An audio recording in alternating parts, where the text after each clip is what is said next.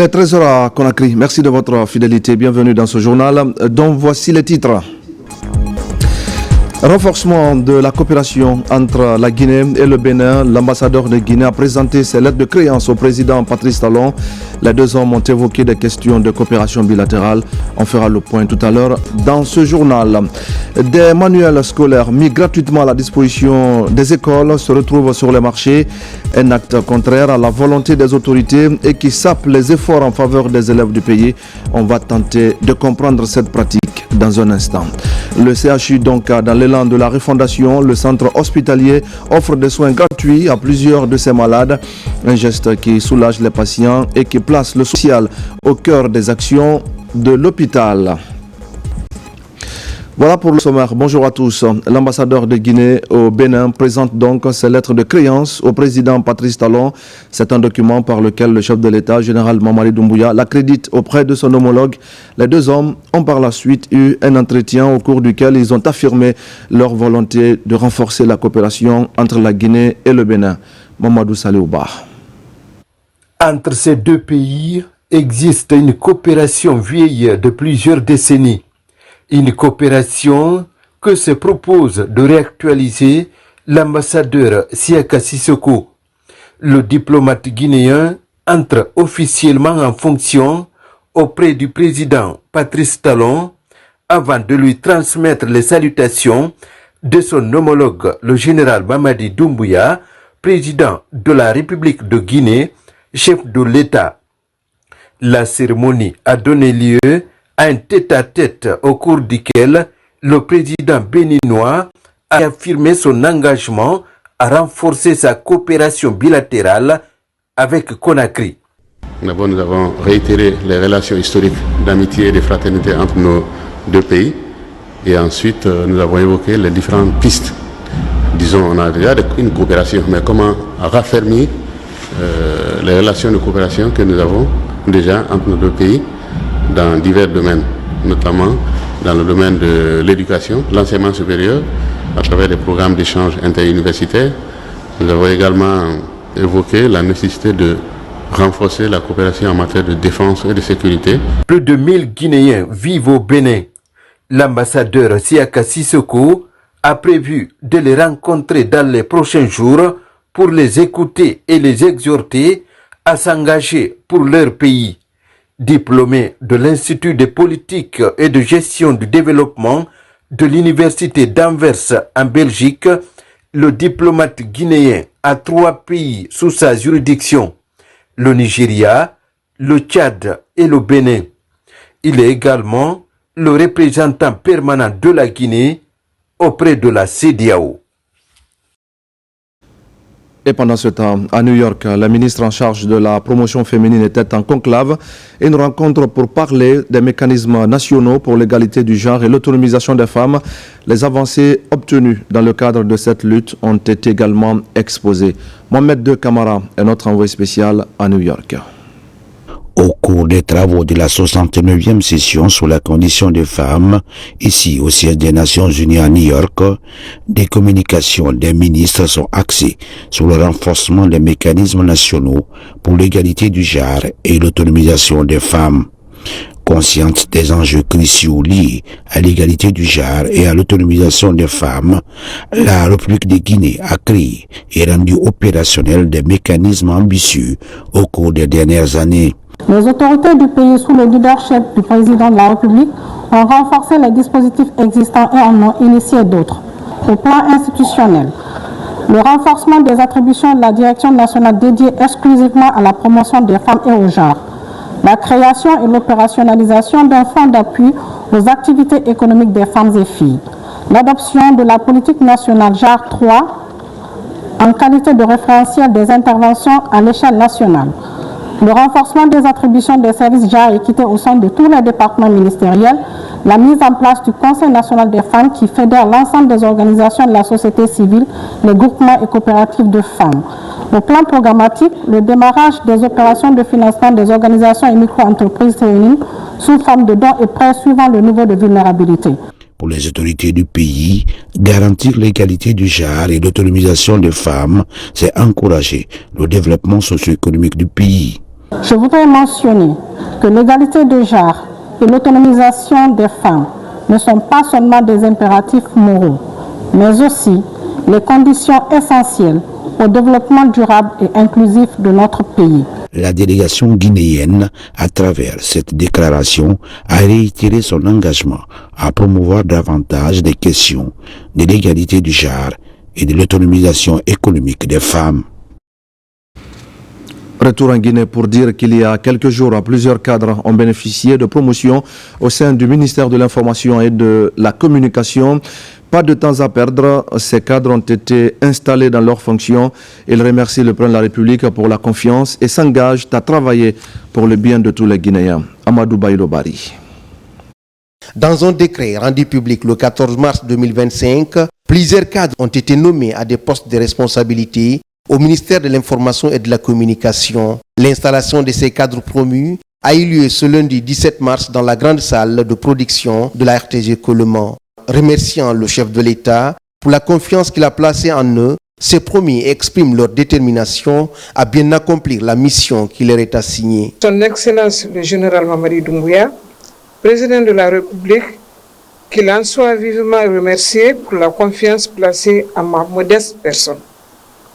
Je voudrais remercier M. Fana Souma, ministre de l'Information et de la Communication, pour la confiance renouvelée et pour la longue collaboration fraternelle qu'il trouve en ces mots le témoignage de ma profonde gratitude. Les nouvelles charges que je suis appelé à assumer désormais nécessitent le soutien et l'accompagnement de tous. Je tiens tout d'abord à exprimer mes remerciements les plus sincères à son Excellence, Monsieur le Président de la République, chef de l'État, le général d'armée Mamadi Doumbouya, pour avoir accepté d'entériner le choix porté sur ma modeste personne par Monsieur le ministre de l'Information et de la Communication, qui m'a plébiscité dans son cabinet en qualité de conseiller juridique, un département aussi stratégique, complexe mais très sensible, surtout en cette période de transition. De part et d'autre, mettre la politique de développement socio-économique prônée par le CNRD en exergue définit la dynamique des gestions administratives des promis. Pour ceux qui arrivent, je vous demande d'accueillir cette mission avec humilité. Ceux qui sont confirmés, si vous avez été confirmés, c'est parce que on estime que le travail que vous avez fait jusqu'ici est un travail correct. Sinon, on ne vous aurait pas demandé de rester là. On vous aurait peut-être tout simplement remercié. Vous avez été confirmés dans vos places. Certains se sont déplacés. Ça veut dire que le président de la République et le ministre de l'Information vous font encore confiance. Cette confiance-là, vous devez continuer à la mériter en faisant en sorte que la disponibilité et le professionnalisme dont vous faisiez preuve dans vos directions précédentes, que vous pouvez faire exactement la même chose. Ces promis prennent fonction dans un contexte où le ministère de l'Information et de la Communication a enclenché d'importants projets pour répondre aux aspirations des populations. Et puis la première promotion du certificat technique du second degré train vient de boucler la formation en mécanique et conduite automobile des armées. Cette promotion de 78 stagiaires est désormais prête à assumer les fonctions de chef de peloton de transport. Adjudant-chef Oumar Kamara, correspondant de la presse militaire. C'est une cérémonie de remise de diplôme. Elle marque le couronnement de 4 mois d'intense activité au centre de formation de conduite mécanique et auto des armées. Aujourd'hui, ces chefs d'atelier et chefs de peloton reçoivent leur certificat technique du second degré CTD train, un renforcement des capacités dans l'utilisation optimale des engins roulants de l'armée. Ce stage a été initié par les autorités militaires en vue de la qualification et de la capacité opérationnelle du train. Les armements et les engins roulants au sein des armées constituent leur principale puissance de combat et nul n'ignore les efforts que fournissent les autorités pour l'obtention, l'entretien et la remise en état opérationnel des engins roulants. Venus des unités de l'armée de terre, air et mer et du haut commandement de la gendarmerie nationale, ces conducteurs et mécaniciens désormais formés et certifiés sont aptes à remplir leur mission au quotidien. En conduisant, tu dois respecter les codes de la route. Et en maintenance, tu ne peux pas conduire un engin sans connaître son but et sa portée. En cas de panne, je vais arriver à dépanner mon engin. Le chef de corps du bataillon spécial de Conakry a exhorté les récipiendaires à faire preuve de discipline, de rigueur et de professionnalisme dans la conduite et le maintien en condition opérationnelle des engins de l'armée. Depuis l'avènement de CNRD le 5 septembre 2021, le gouvernement guinéen a mis beaucoup des engins de la dernière génération à la disposition de la direction générale du train et garage. Les stagiaires devant nous, c'est avec une confiance méritée, avec une discipline et un courage, ils ont pu suivre le stage durant les 4 mois. Je suis convaincu que la discipline, les compétences techniques que vous avez acquis font désormais de vous des atouts pour notre armée. Mais cette formation ne marque pas la fin de votre apprentissage. Elle est le point de départ d'une mission, celle de mettre en pratique des acquis. La fin de la cérémonie a été marquée par l'inauguration d'un monument symbolisant le passage de cette promotion dans ce temple du savoir. Le grand format de ce journal est donc consacré au manuel scolaire interdit de vente en Guinée. En dépit de la décision des autorités, ces documents se retrouvent encore et en grande quantité sur les différents marchés du pays, ce qui sape les efforts du ministère de l'enseignement préuniversitaire qui, par ce geste, tente d'aider les écoles et de faciliter surtout les apprentissages. Mais comment ces livres interdits de vente se retrouvent-ils sur les marchés? On fait le point avec Mamadou Saliouba. Derrière cette influence au grand marché de Madina, cet espace de vente des fournitures scolaires. Ici, des livres, des romans et même des manuels estampillés interdits de vente sont exposés sur les rayons. Question: comment ces outils didactiques destinés gratuitement aux élèves se sont retrouvés sur le marché? Ici, personne ne souhaite parler devant notre caméra. Pire, pendant le tournage, nous avons été interrompus à plusieurs reprises, bien que nous ayons eu l'autorisation avant de déclencher la caméra. Faute de répondants sur place, nous avons promené notre micro dans la rue. Sur la question, chacun y va de son commentaire. Nous constatons tous ces écrits interdits de vente et que les gens n'arrêtent pas de le vendre. Et la même question dont moi aussi je me poserai à chaque fois, c'est de savoir pourquoi nous retrouvons ces documents dont l'État donne aux gens afin qu'ils puissent en bénéficier et qu'on les retrouve dans le marché à titre payant. L'État fait ces livres-là pour les parents d'élèves qui n'ont pas de moyens, juste pour les aider et pour aider les enfants aussi à avoir comme les autres. Ces manuels sont mis gratuitement à la disposition des écoles par le ministère de l'enseignement préuniversitaire et de l'alphabétisation à travers l'Institut national de recherche et d'action pédagogique, UNRAP. Sur place, on a une toute autre idée de la vente de ces manuels scolaires. Nous sommes conscients qu'il y a aujourd'hui des commerçants véreux qui reproduisent ces manuels-là et puis qui les vendent sur le marché parallèle. Ça existe. On n'a pas de preuve que ce sont nos manuels distribués par les soumissions retenus au niveau des écoles qui sont revendus sur le marché parallèle, mais on a la forte conviction qu'il y a des personnes qui piratent les ouvrages scolaires et qui les revendent sur le marché parallèle. Sinon, imaginez que ça peut arriver que l'État ne commande pas de manuels pendant quelques années, mais vous pouvez trouver des manuels neufs sur le marché parallèle. Ça vient d'où? Durant notre reportage, des syndicalistes et autres acteurs de l'éducation qui disent avoir mené des investigations sur le sujet nous ont promis des révélations avant de se rétracter sans donner des motifs. Face à leur désistement, nous sommes allés à la direction communale de l'éducation de Matoto. Dans cette grande commune de Conakry, on soutient que tout est mis en place pour que ces manuels arrivent aux destinataires. Moi, la distribution des manuels chez moi, c'est une équipe à travers le chargé du matériel, et il y a ce qu'on appelle les partenaires sociaux qui viennent toujours s'associer pour voir comment la répartition elle est faite pour que chacun soit bien édifié. La vente des manuels scolaires destinés gratuitement aux élèves est une pratique ancienne sur le marché de Conakry et de l'intérieur du pays. Au ministère de l'enseignement préuniversitaire et de l'alphabétisation, on observe impuissant la commercialisation des livres destinés aux élèves.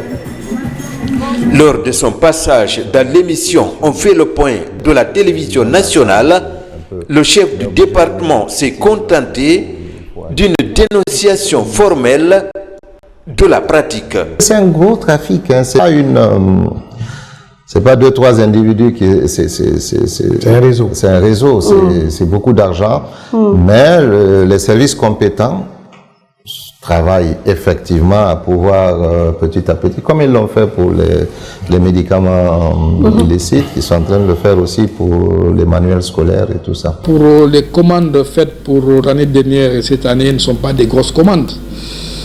Et s'il faut encore détourner cela pour le marché parallèle, tu vois ce que ça fait. Mais nous sommes conscients d'une chose, moi je n'ai pas des éléments de preuve pour dire qu'un DPE, un DCE revend ses ouvrages. Je n'ai pas d'éléments de preuve, mais j'ai la forte conviction qu'il y a des personnes qui se débrouillent avec ça, qui les reproduisent et puis qui les mettent sur le marché parallèle.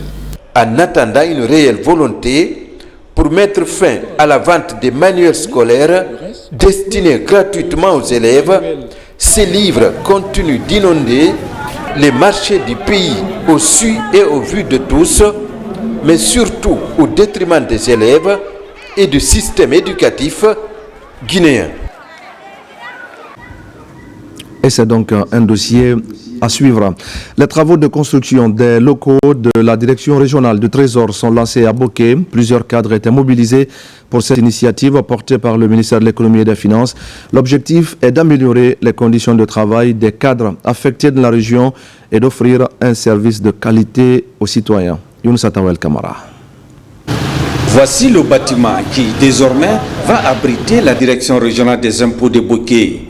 La maison sera entièrement rénovée et équipée pour permettre aux cadres de cette direction de travailler dans de bonnes conditions en vue de la sécurisation des recettes des impôts.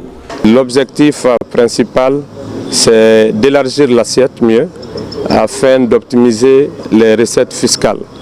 Et ce projet est entièrement financé par le projet Amric et avec la participation de l'Union européenne et l'AFD par Expertise France. Je suis très satisfaite au nom de Monsieur le Gouverneur d'assister ce matin à la mise à disposition de ce domaine à la Direction générale des impôts de Guinée pour une rénovation et créer les meilleures conditions de travail au cadre des impôts. Cet édifice, une fois rénové, sera composé de plusieurs compartiments, des bureaux et le logement du trésorier.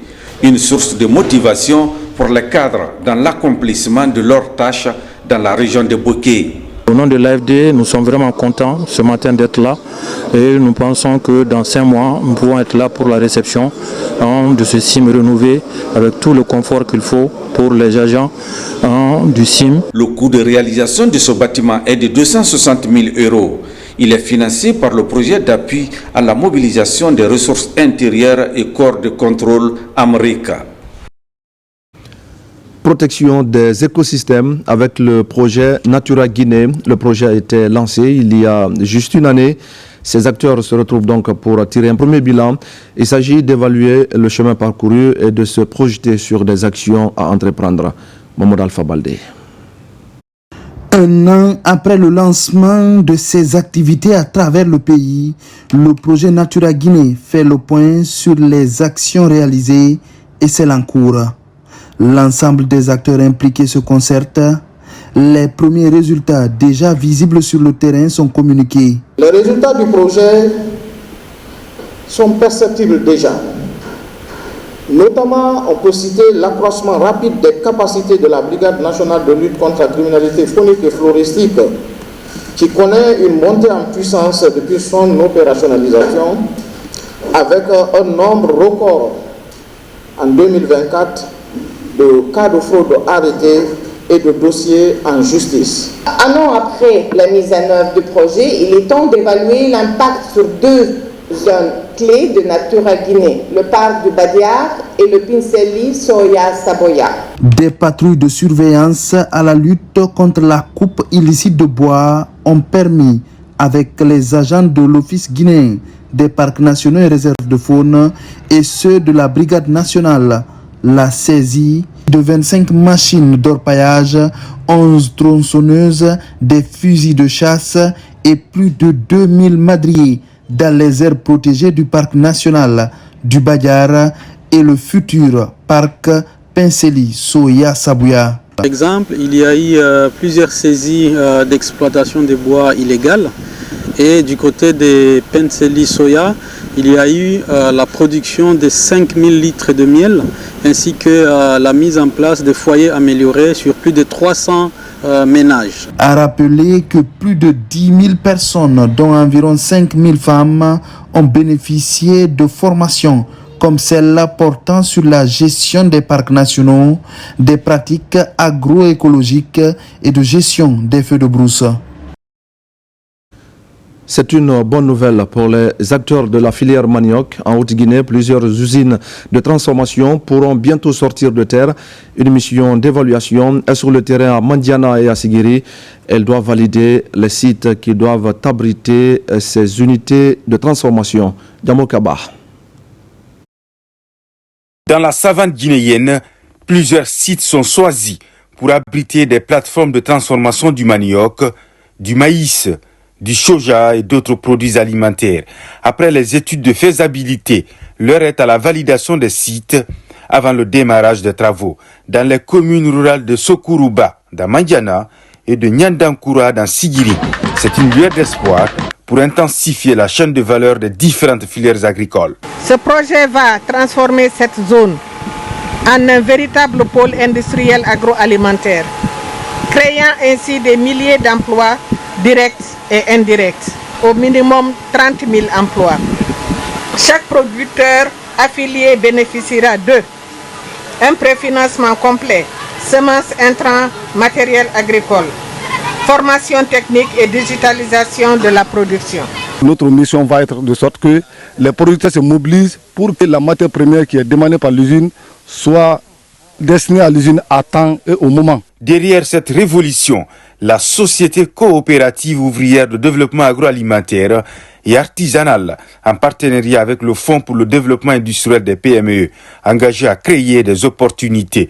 Partout, ces unités qui affichent déjà leur ambition comptent également booster l'économie et la vitalité locale. Quant à la direction préfectorale de l'agriculture et de l'élevage, nous ferons notre mieux de sensibiliser les producteurs. En révalorisant le consommé guinéen, l'accent est mis sur la garantie de la sécurité alimentaire et la promotion de l'amélioration de toutes ces filières agricoles pour permettre aux paysans d'avoir des activités génératrices de revenus et une volonté politique vivement saluée pour passer à l'industrialisation des spéculations de la savane, comme le manioc. On va parler maintenant de la lutte contre les violences basées sur le genre. Les efforts s'accentuent à la faveur du mois de la femme en cours. À Conakry, une conférence de presse est organisée pour parler des VBG. Les femmes venues des différents quartiers de la commune de Matoto ont assisté à la conférence, une initiative pour sensibiliser et pour conscientiser en vue de mettre fin aux violences dont les femmes sont souvent victimes dans nos sociétés. Nabila Moussa Kamara et Morla Issouma.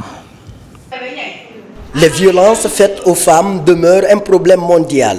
Selon l'Organisation mondiale de la santé, une femme sur 3 dans le monde a subi des violences physiques ou sexuelles au cours de sa vie. Pour toute survivante, droit d'accès aux soins et à la justice, c'est le thème de la conférence de presse organisée par l'ONG Initiative Rainbow Guinée pour célébrer le mois de la femme. Cette conférence est sensibiliser au maximum sur dire aux femmes, si une femme est victime de quoi que ce soit, d'une violence, quoi que ce soit, a droit à accès aux soins. la femme a droit à la justice. Beaucoup de choses se passent dans notre société guinéenne. On ne rapporte pas, on résout ça dans la famille. La commune, nous avons mis ce local à leur disposition et tous les accompagnements possibles. Et nous serons là aussi pour appuyer toutes les structures des femmes et créées dans notre commune pour les accompagner afin qu'elles puissent pleinement jouer leur rôle. Les conséquences de ces violences ne sont pas seulement physiques mais également psychologiques, rendant crucial l'accès à des soins adaptés et à un système judiciaire efficace. À l'occasion, la troupe Benkadi a présenté une scénette axée sur l'accès aux soins et à la justice pour les victimes des VBG. Adama Denis Diaby est militante des droits des femmes. Elle a partagé ses expériences et ses réflexions avec les participants. À travers la conférence, toutes les femmes ici présentes, on a beaucoup appris sur les violences basées sur les femmes. Nous savons maintenant quels sont nos droits au sein de la société et quelles sont nos réclamations. La rencontre a été un appel à l'action pour que chaque femme survivante puisse bénéficier de ses droits fondamentaux. C'est la Fondation Pierre Fabré qui finance les actions de cette ONG. Santé pour tous, je le disais au sommaire, le CHU Donka vient en aide aux malades qui n'ont presque pas de possibilités financières pour faire face à leur prise en charge. La structure sanitaire offre des soins gratuits à plusieurs patients, une manière de matérialiser le premier axe de la refondation qui est le social. Tierno Ousmane Diallo. Rénové pour offrir des soins de qualité aux populations, le CHU Donka développe un important volet social dans la prise en charge des patients. Certains cas sont directement pris en charge par l'hôpital afin de garantir à tous le droit à la santé. Quelles que soient les difficultés financières, les patients doivent bénéficier de soins. C'est la philosophie actuelle du CHU Donka conformément à la volonté du président de la République, général Mamadi Doumbouya. Illustration de cet engagement avec la petite Mélissa qui a longtemps souffert de problèmes de peau et qui a bénéficié d'une prise en charge complète par le CHU Donka. Ma maladie a commencé à l'âge de 4 ans. Je marchais sur mes talons. Chaque fois je tombais à l'école, je tombais. Les gales sont sorties sur moi, sur ma peau. Je grattais mon corps. Parfois ça crée des plaies. On faisait des piqûres, mais les piqûres là n'ont rien fait aussi. On a fait des médicaments traditionnels. Je remercie beaucoup tous les gens qui ont aidé, les docteurs. Ils prennent bien soin de moi. Depuis que je suis venue ici, je me souviens 24 heures sur 24. Les prises en charge gratuites qu'effectue le CHU Donka apparaissent aussi dans le cadre de missions médicales ou récemment avec les pêcheurs victimes de brûlures chimiques en mer. Selon l'urgence ou le degré de vulnérabilité, le dispositif est actionné pour sauver des vies à la charge du CHU Donka. Parfois, les spécialistes manquent et donc quand les gens entendent parler d'une mission, ils nous demandent de participer, de se faire opérer avec cette mission, nous l'acceptons. Nous sommes un hôpital public qui donne des soins à l'ensemble des Guinéens et c'est notre objectif de rendre le système de santé guinéen autonome. Pour donner une dimension plus importante au volet social dans la prise en charge des patients, le Fonds de développement social et de l'indigence est aussi présent, une conjugaison d'efforts qui permet aujourd'hui de venir en aide aux démunis en leur apportant des soins de qualité. Et voilà, mesdames et messieurs, c'est la fin de ce journal. Merci à tous de l'avoir suivi. Je vous retrouve tout à l'heure à 17h pour un nouveau point sur l'actualité de la Guinée, notre paradis, terre de richesse et d'innovation. À tout à l'heure.